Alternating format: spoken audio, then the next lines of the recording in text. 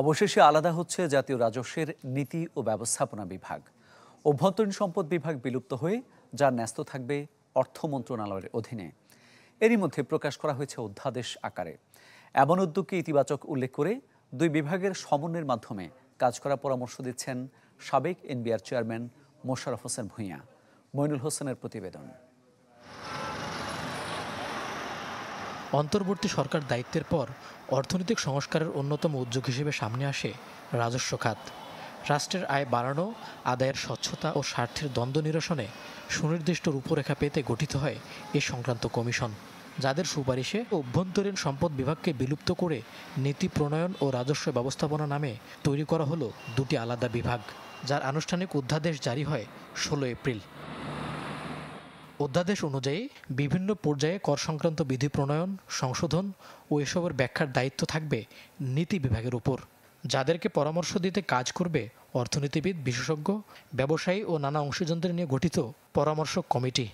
বিভিন্ন পর্যায়ে আলোচনা ও বাস্তবতা আমলে রেখে সরকারের রাজস্ব আদায়ের লক্ষ্যমাত্রা নির্ধারণ করবে এই বিভাগ।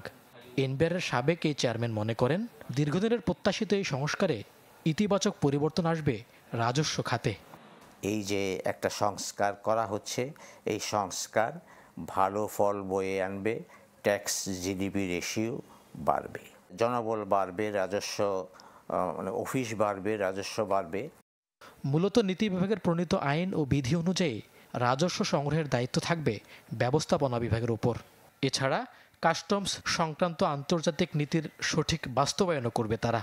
রাজস্ব ব্যবস্থাপনা বিধিমালা প্রণয়নের পাশাপাশি কাস্টমস ও ভ্যাট আপিল বিভাগের প্রশাসনিক নিয়ন্ত্রণ থাকবে এই বিভাগে। অবশ্য এসব বাস্তবায়নে দুই বিভাগের সমন্বয়কে জোর দিচ্ছেন মোশাররফ হোসেন ভূঁইয়া।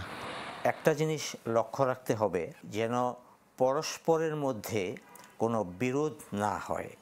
কারণ কেউ যদি কারো উপর খবরদারি করতে যায়, সেখানে যে খুব ভালো ফল হবে তা না। এবং যখন নীতি প্রণয়ন হবে তখনও কিন্তু ওই দুইটি বিভাগের মধ্যে আলাপ আলোচনা করতে হবে। সেটি না করে যদি আরবিট্রারিলি নীতি প্রণয়ন করে, তাহলে বাস্তবায়ন যারা করবে তাদের কাছ থেকে আশানুরূপ ফল পাওয়া যাবে না।